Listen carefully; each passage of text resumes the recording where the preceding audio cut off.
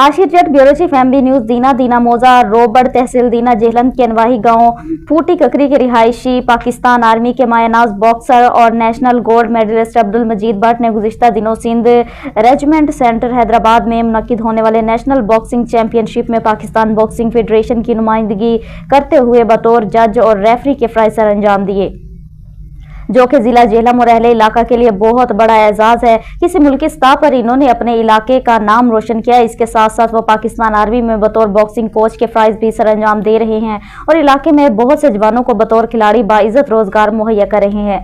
याद रहे कि बाऊ रशीद भट्ट मरहूम के फर्जंद है, जो कि खुद भी बॉक्सिंग, कबड्डी, कश्ती के नामवर पहलवान थे। अल्लाह पाक हमारे हीरो प्यारे भाई काबिल एहतराम अब्दुल मजीद भट्ट को मजीद कामयाबियां नसीब फरमाए, आमीन।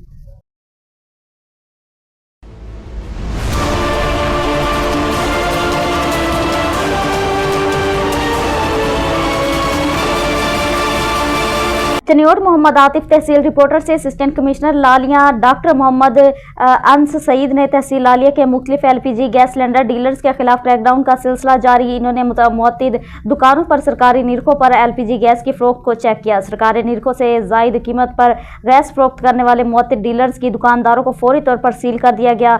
इस मौके पर इनका कहना था कि अवाम को महंगे दामों गैस की फरोख्त को हरगिज बर्दाश्त नहीं किया जाएगा। ऐसे नासिर के खिलाफ कार्रवाइयों का सिलसिला जारी रहेगा।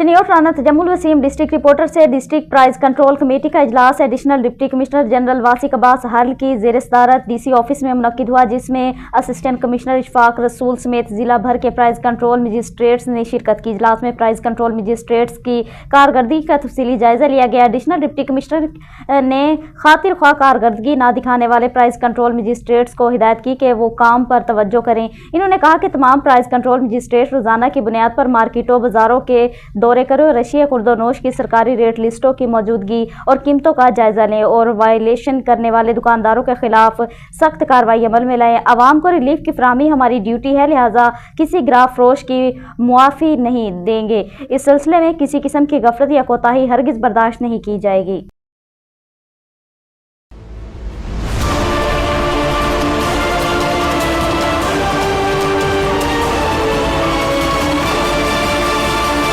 Chiniot Rana Tajammul Waseem district reporter deputy commissioner Ayesha Rizwan ने कहा कि अवामी शिकायत के बरवक्त इजाले के लिए ज़िला इंतजामिया की जानिब से अमली इकदाम किए जा रहे हैं। इन्होंने वाज़ेह किया कि शहरियों के मसाइल के हल को अवलीन तरजीह दी जा रही है और इस सिलसिले में तमाम मुतलका महकमों को मुतहरिक कर दिया गया। डिप्टी कमिश्नर आयशा रिजवान ने मजीद कहा कि अवाम की शिकायत के फौरी हल के लिए मॉनिटरिंग का मौसर निज़ाम कायम किया गया है, जबकि अफसरान को हिदायत की गई कि वो फील्ड में जाकर मसाइल का जायजा ले और इन्हें तरजीही बुनियादों पर हल करे। डिप्टी कमिश्नर का कहना था कि शहरियों को रिलीफ फ्राहम करना जिला इंतजामिया की जिम्मेदारी है और इसमें किसी किस्म की गफलत बर्दाश्त नहीं की जाएगी।